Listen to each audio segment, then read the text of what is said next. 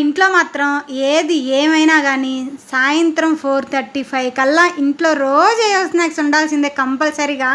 అవి గాని లేకపోతే మా పిల్లలకి, మాకైతే కడుపులో ఇంక ఎలికలు కాదు కదా, ఇంకేమైనా పరిగెత్తుతూనే ఉంటాయి.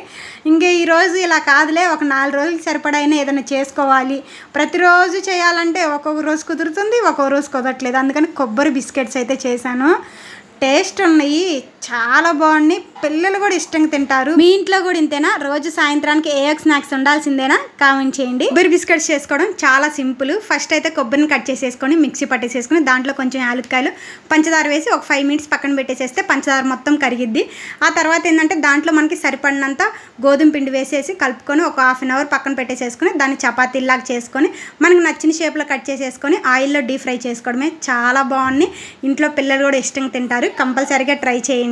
ఎలా వచ్చిందో కామెంట్ చేయండి. ఈ వీడియో వస్తే లైక్ చేయండి, షేర్ చేయండి, ఫాలో